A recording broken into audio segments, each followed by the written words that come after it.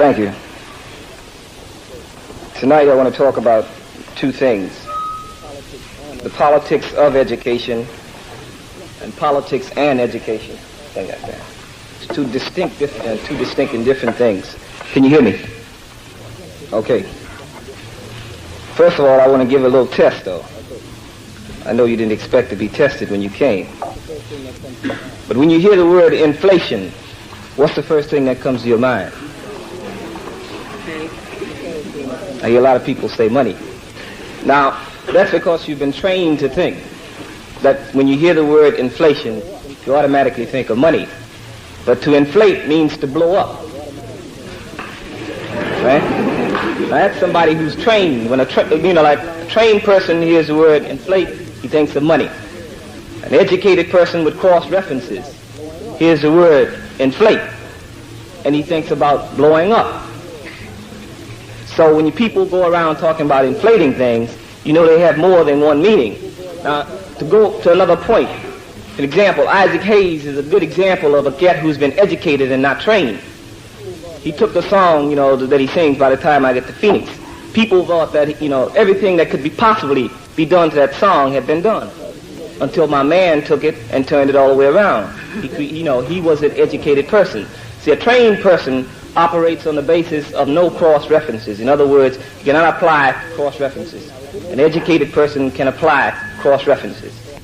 Now, with this in mind, when we begin to look at the type of system, that America allows through her education and through her training as a fact, you find out that the whole mobility for cross-references has been limited and almost eliminated as far as black people are concerned and oppressed people in this country. Politics, we have to have a reevaluation of politics. See, we've been taught to think that when the word politics is mentioned, as we're talking about Democratic and Republican Party. That's not the case. See, politics concerns everything that you do. Everything that happens in your life is political. The real question is, whose political end does it serve? If it does not serve your political end, then it is not beneficial for you to be political in that fashion. Now, the problem, again, back to the whole thing of politics, the politics of education in this country. The problem with Negro was not the word itself. It was that a stereotype had been attached to that word Negro, and that people were forced to live in accordance to that stereotype. In other words, Negroes lived in constant fear of being, proven not sufficiently trained. In other words, if you split a verb in front of a blood a few years ago, it was a Negro, you split a verb, and that cat almost died for you. Because what you were doing, you were reflecting that you were not trained. Not educated, that you were not trained. You see, and some of the most, so-called intelligent, some of the most educated people in the country are the most unintelligent people in the country. A good example would be Nixon, Johnson, all of these people with college degrees. They have education, they're trained, but they are unintelligent also. So that shows you that the type of education that's given in the country, the type of training, which is really training, that's given in the country, has very little to do with the intelligence of a person. Now, students, for an example, you see, you're students either by accident or coincidence. But you're black, and that's a fact. You're oppressed, and that's a fact. And to deal with the reality of that oppression, you must begin to look at your situation as students, secondary, and as being oppressed first. And the skills that you acquire as a result of being education, how can we utilize those skills to eliminate that oppression? That becomes the question for students. Again, when you begin to understand the whole system of education in this country, see, whatever you don't control can be used as a weapon against you. Anything that you don't control can be used as a weapon against you. Education has been used as a weapon against black people because black people have been trained to think a certain way. See, we do not control politics, so politics as it's known in this country is a weapon against black people. And when we begin to examine what politics is, we find out it's no more than the apex of white cultural aggression. Nothing more. When a man tells you that you can only become free through voting, then he is restricting your mobility. He's restricting your freedom. You were born free. You must exercise your rights to be free. That man cannot give you freedom. But when he restricts an individual and tells him that he can only become free by voting, then he has denied you your freedoms. He says this is politics. The only way you can become free is by being political in the white sense. or in the sense of this country, but politics in this country. You see, the whole thing, it refers again back to what Camus once raised. He says, what better way to enslave a man than give him the vote and call him free? Does black people absolutely no good to be able to vote unless we can choose who we're voting for? Then when it goes down and you begin to dwell and look further into the political system of this country, you find out that there is no political party that's anti-property. So where do we fit in? Whether that property is us, or whether that property is land, or whether that property is a Cadillac, or whether that property is a credit card. No party in this country is anti-private property, anti-gain, personal gain. No party. So where does black people and oppressed people fit into a political system like that? That tells us that we must begin to reevaluate the whole connotation that's been given to politics in this country. See, politics does not mean the Republican and Democratic Party. Politics does not mean the city and state government. Politics goes into something much further beyond that. Politics goes into what happens to your life every day. You see, it's a political decision that most black people in Harlem are junkies. That's a political decision. It's a political decision that black people were forced to be athletes. That's a political decision. It's a political decision that black people cannot occupy offices, high offices in this country as they are called. That's a political decision. But note here, not that, that would make any difference in terms of the whole thing of black people occupying offices. Because when you begin to understand the type of system that operates in this country, then you understand that it's not the individual who manipulates the system. It's the system who manipulates that individual. See, if Cleaver or Dick Gregory had become president in this country, it would make absolutely no difference. Because America would still be in the war in Vietnam. Because the country operates off what's known as the military-industrial complex, which says that war is profitable. Which says that USS Steel must make steel for tanks, because over 70% of the people employed in this country are either directly or indirectly employed by the military. That's the politics of the economy of this country. When oppressed people begin to evaluate politics, we must understand that we have to create a politics that's relevant to us. We must create a politics that's relevant to our lifestyle. We must create a politics that's relevant to what we do every day. So when we talk about politics, when we talk about the political reality of the black community, we are talking about something that's beyond Democratic and Republican Party. And in that sense, we must understand that we must incorporate a revolutionary ideology that pushes this type of political know-how and political knowledge in the black community.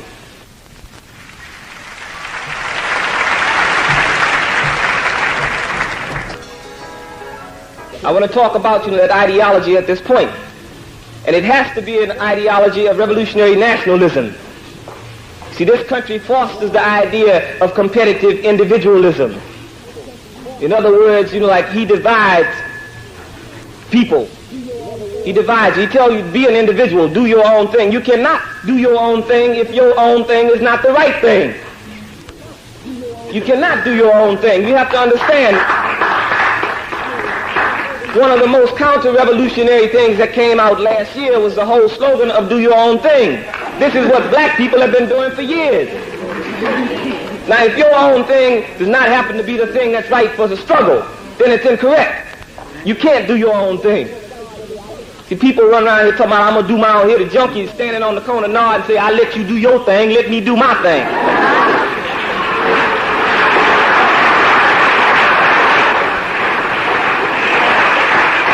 You have to understand that we must begin to talk about building a nation. We exist as a nation.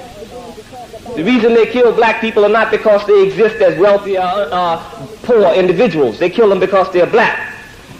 So what you have to understand is that whether we recognize it or not, we constitute a nation. We must begin to employ nationalism in our struggle. Nationalism merely says that, we are talking about usness or we-ness. Black people can no longer talk about I. See, that whole individual thing has to be thrown out. This is, one thing that college students have to understand, because most of the cats who come down talking about, I got my stuff together, is cats who are coming out of college. You have to understand that, if you're speaking, you have to be speaking for the struggle. You cannot be talking for yourself, because I know what's going to happen if you get caught out there by yourself. You're going to be looking for everybody else at that point.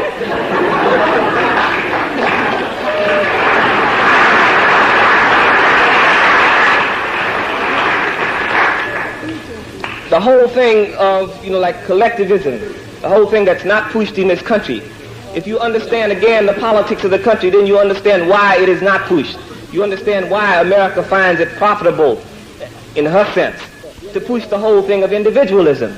It's the whole rule of divide and conquer, when as America, the patriots of America do not exist as individuals. In reality, white people in this country do not exist as individuals. See, the police have a line talking about, well, we are a minority too. That's not true, because they reflect the attitude of the majority of the people in this country.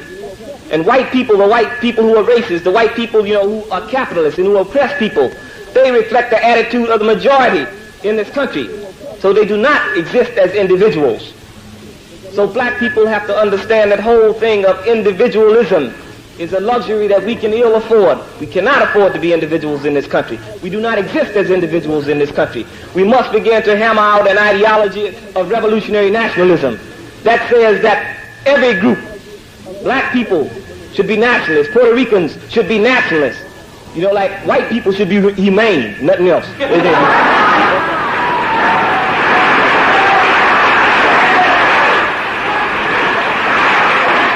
Because we cannot talk about white nationalism in this country at this point because of the way it's defined and what it means. We have to talk about white people being humane, nothing else. The American Indian can talk about nationalism.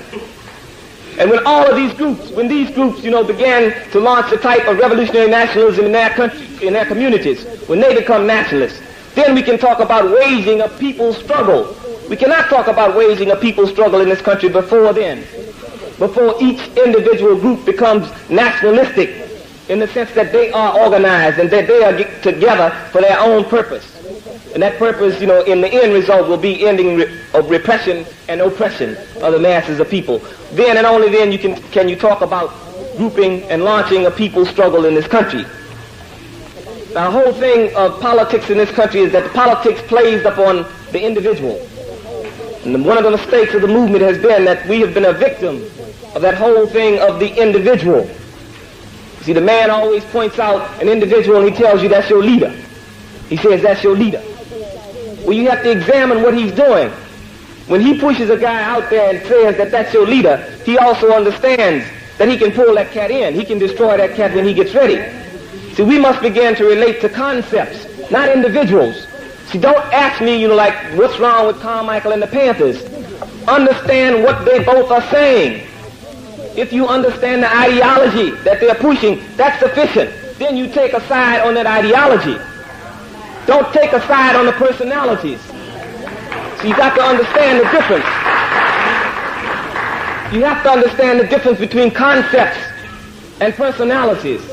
See, the man, he found out it's very easy to destroy an individual or to discredit an individual, but it's much more difficult to discredit a concept or an idea.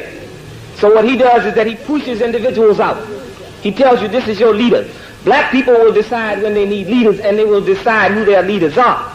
At this point, our job becomes, those people who understand the nature of the struggle, our job becomes to organize black people, to organize for revolutionary struggle, not to be projected as leaders. And at this point, the only force in the black community that will be able to wield the revolutionary ideology will be a political party, a party that pushes that ideology, some type of apparatus that speaks to black people. Because if you don't have an apparatus, if you don't develop alternatives for people, then the people are shuttled right back into the system. And you say, well, we ain't making no progress. See, the role of the vanguard in any revolutionary struggle is to lead. When it ceases to lead, it ceases to be the vanguard. The vanguard is no more than the guardians of the struggle. And people have to understand, people with certain skills, that's your role. Students, that's your role. You have to occupy the vanguard position in the struggle because you have certain skills, because you can do certain things. You cannot divorce yourself from that community. You cannot set your college apart from the community that you came from. See, down south, what happens down south in black universities is that when they build a black university, there's usually a physical boundary. It's a railroad track or a lake or something that separates that black university from black community. And so what happens is automatically black students begin to assume that they're different from the people on the other side of the tracks. So all of a sudden they get scared to go out there where they got to buy their wine, because that's all they go across for. They get scared to go out there because they think it's an entirely different person on the other side of the track. Again, the man is divided. He's made black people think that they're different. That's again, that's a luxury we can't afford. You have to understand in terms of how the man moves, how oppression comes down. He stratifies the community. You examine what happened in terms of the Jews in Germany. He didn't just vamp on the Jews. He got them segment by segment, in other words. The rich Jews say, well, he ain't gonna mess with us. He just getting them poor Jews, them troublemakers. The same thing happens here in the black community. During the rebellion, black people who were doctors and who were professionals said, well, they ain't gonna mess with us. They just getting the lawbreakers. But what really happened was that one of them doctors got caught out there in Newark, and the cop whooped his head till it roped like Oakley. Then he started talking about we and us. See, but that's the nature of repression. Repression tends to force people together. And it becomes a question as to whether the vanguard can afford to wait till repression forces them together. Given that, a lot of people, the masses of people even say, will be forced together as a result of repression, the question then becomes, can the vanguard afford to wait until repression forces them together? See, if we are correct in our assumption that the man is coming down every day against black people, then where does that leave us? If he has a timetable, if he operates off that timetable, is it the role of the vanguard to sit back and let that timetable expire, or is it the role of the vanguard to offset the timetable? This is a question that students, again, people who should be occupying vanguard roles in the struggle because of the skills that they have, nothing else. Because of the skills. You have certain skills that can be utilized. Students should be organizing welfare mothers. Students should be organizing young schools. You should be educating kids who are being trained every day. You should be educating. So you have to see your role because you have certain skills. You see, a revolutionary is not only a person who shoots a gun. See, I think a lot of times we've overemphasized the role of the gun in revolutionary struggle. A revolutionary is not only the person who shoots a gun. A revolutionary functions in the struggle on whatever level he happens to be.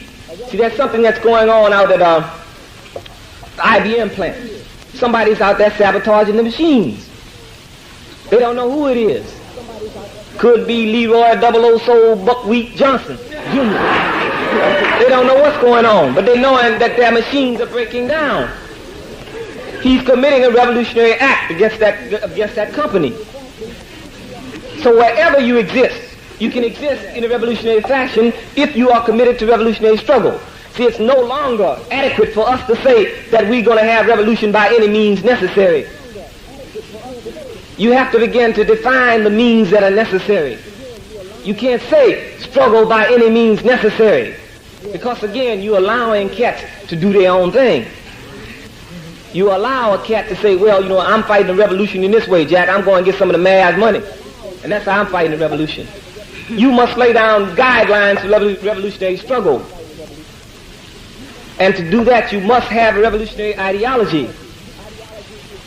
People have to understand that in terms of ideology is shaped as a result of struggle.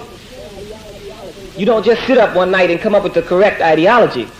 That ideology happens as a result of struggle, of being out there working with people. So the mistakes that a lot of black people make in terms of going to the black community is that you go in there with a program. Go in with an ideology and work around the programs that exist. Don't go in there with a program. People got a program. They got to have a program to live every day down there.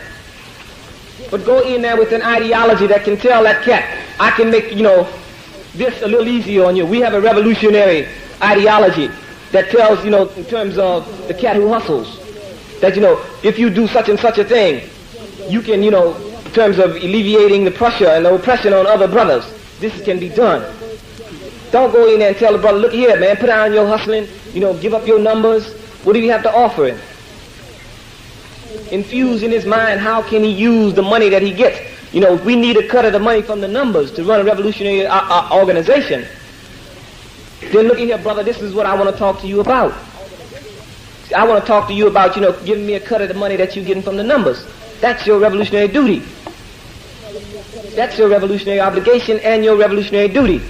Don't go there and tell the cat, look at here, man, you got to give up that stuff. Because I got something better. It might be better. It might, but you're telling that cat to give up something that, you know, the way he knows how to live. That's his skill. For a program that he has never tried, for a program that you don't know if it's going to work. See, because most of our programs is theory at this point. The application of theory is the proof of theory. When we begin to apply that theory, when we can tell a cat that we got something that'll work, that's when, you know, cats will begin to come on. Until then, we have to use people on the level where they exist. We can't tell a cat, look at here, man. I mean, don't go to the wall unless we got an alternative for it. What alternative do you have for a cat who you don't let go to the wall?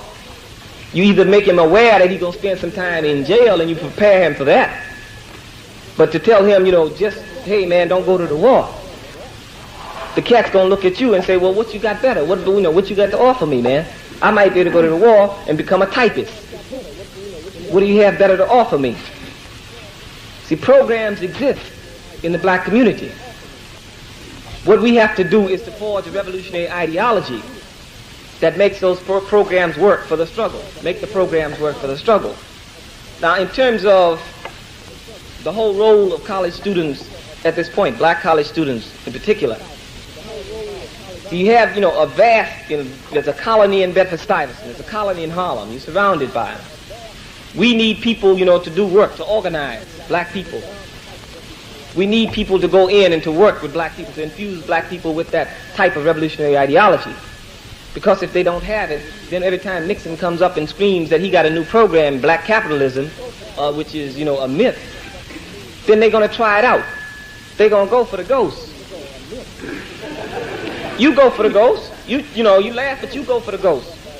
See, the whole thing, you know, like in terms of where we are at now, where a lot of us are at now, is that we have infused as an ideology, or for an ideology, the whole concept of militant blackism. In other words, it has become sufficient for a lot of us to be black and proud. But understand that there is no contradiction between singing America is my home and saying that I'm black and I'm proud. There is no contradiction. So a lot of us are just at the point where we are black and proud. That's not sufficient. We must go beyond our dashikis, our beards, and our beads. You have to go beyond that. See, because you have to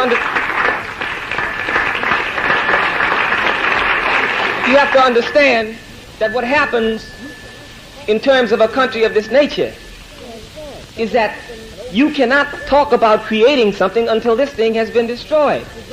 An old principle, the first principle of physical science, says that two objects cannot occupy the same space at the same time. So you cannot build where something exists. You cannot talk about building where something exists. And a lot of us are just at the point where, you know, like we in our dashiki bags. But understand, you have to go beyond that. What you gonna do if the man come to your house and you ain't got nothing but a dashiki? You gonna beat him off with the dashiki? Or you gonna butt him with your natural? So that says to be black does not ensure survival.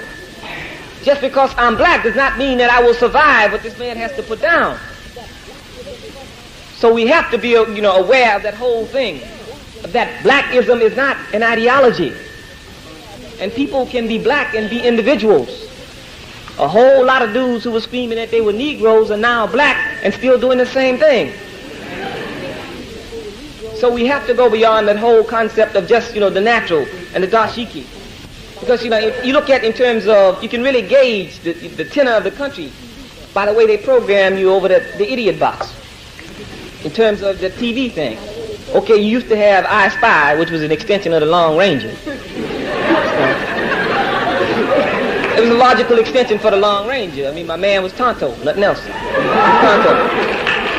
But then you look today, what you have on TV today, and on the radio, you got the dude in the blue dashiki, the Newport dude in the blue dashiki. On the radio, commercials, I mean, this reflects the air of militancy. This is a whole new thing. White folks will co-opt dog shit, man, if it's to their advantage. If that's to their advantage, they will co-opt it. The militant black, they found it necessary to co-opt that to make it harmless. So they will show you the militant black. They show you a dude on TV. This dude, look here, he can't do wrong right.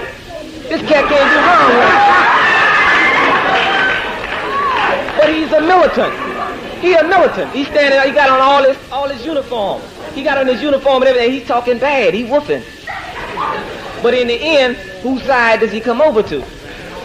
He said, well, yeah, this is my country, baby, and yeah, you know, and I was going the wrong direction. I mean, the man programs. He programs. He's always wheeling and dealing, man, and you have to understand that the way he trains people, see, he trains people. He trains you to act a certain way. He will train you to be good black figures because he has conceded blackness. The first political victory that black people won in this country was the fact that they said that we are black. They established the fact that, you know, we will not be recognized as Negroes, we are black. The man said, wow, you know, okay. He said, you know, we'll concede that. We concede blackness to you. But we will not concede revolutionary struggle. We will not concede revolutionary nationalism. We'll concede blackness because then he still can sell that program about, you know, like the whole thing of integrating. The whole thing of blacks integrating with whites. He just changed the word. He quit saying Negroes integrate with whites. Now he says blacks integrate with whites. So you have to understand that he's just using black people. He's not using black people to speak the language of black people. He's just putting people in to mimic his language. Just new faces. It's the same old game. Just new faces. That's all a new color. You have to understand that the whole thing of incorporating and developing and forging an ideology is very important when you begin to deal with the masses of people, especially the vanguard, people who are the vanguard, people who will begin to articulate and people who will begin to supposedly educate the masses of people. You have to understand that what's necessary is an ideology that goes beyond that whole thing of, you know, like just physical state of blackness. Because what we are talking about is surviving in this country. That's the whole thing. We have to survive in this country. See, this country oppresses people around the world. It's not just here. It's not just in Vietnam. It's in Latin America. It's in Africa. It's all around the world. So if people became, but we, you know, we as individuals, we as black people hold the key to liberation for people around the world. See, if people in Vietnam were to become free tomorrow, that would not affect the freedom of people in North Korea. That would not affect the freedom of people in Puerto Rico. See, it's just like an octopus. You cut off his tentacles. He's still got tentacles in other places. But if black people see themselves as being a colony in the eye of the monster, we got his brain. You destroy his brain. And you freed Vietnam. You freed, you know, Africa. You freed Rhodesia. You freed Latin America. Because this man is the chief oppressor of mankind. You have to understand that in terms of his wealth is made through the oppression of people around the world.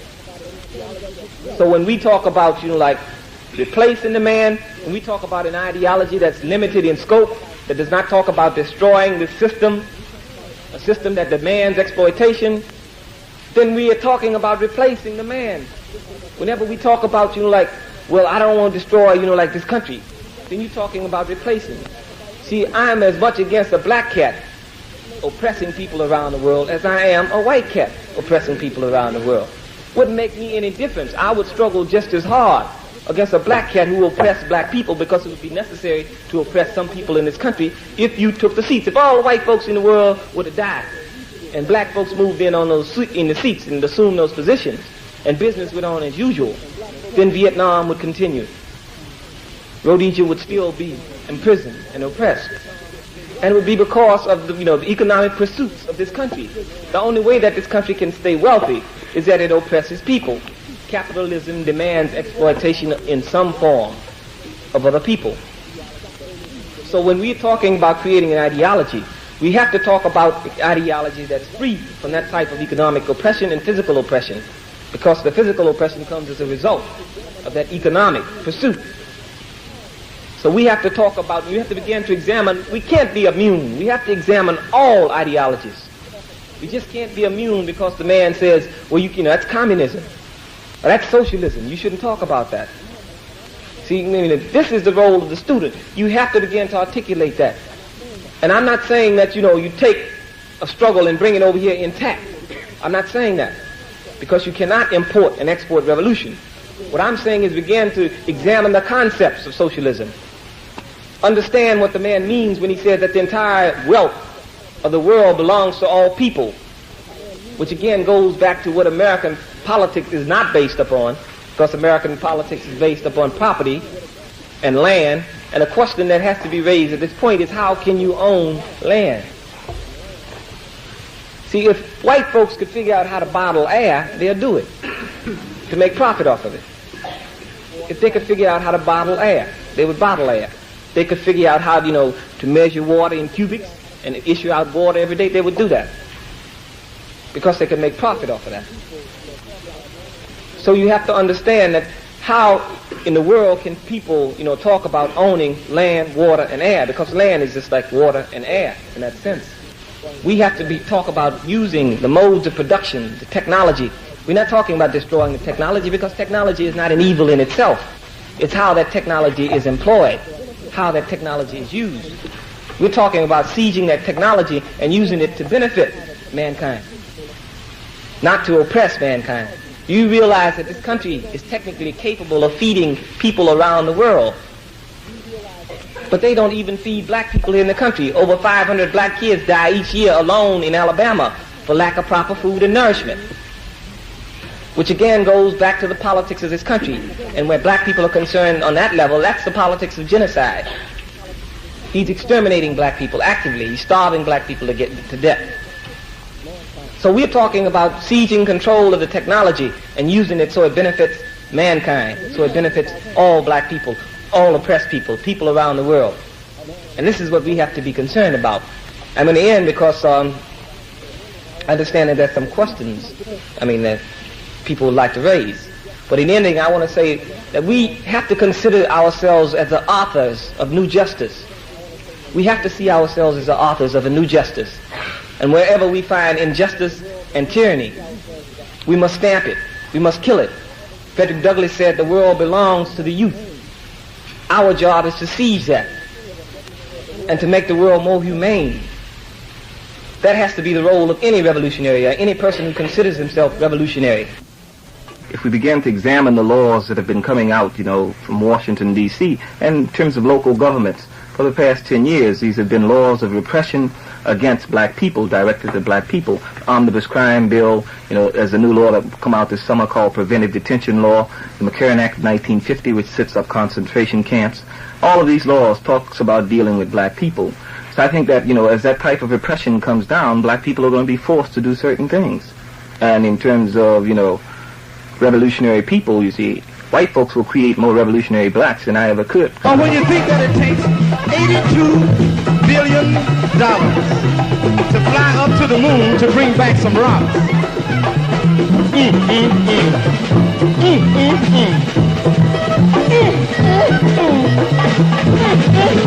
I don't think, my burden is any heavier than any other black person's burden in the country. I think what happens is that, what's going to happen to me, it might happen, before it happens to anyone else, but like I always told people about the concentration camps, me and Carmichael can't fill no 20 or 30 concentration camps. They got to be planned on taking somebody else. Blues ever get you till you didn't know what to do?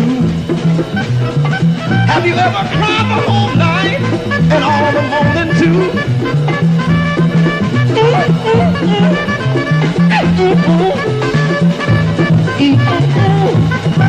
The whole question of alliances is that, I will determine, if I need an ally and if you can serve as an ally.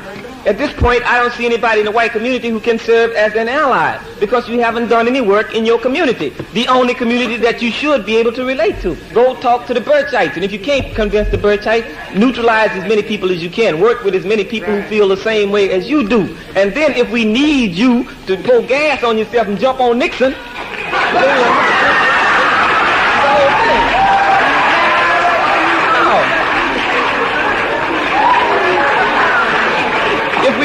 if we need a revolutionary act, and you're revolutionary, then we determine when that act should be committed. If you're doing it in our behalf, or if you're doing it in your behalf, then you should be moving as revolutionaries anyway.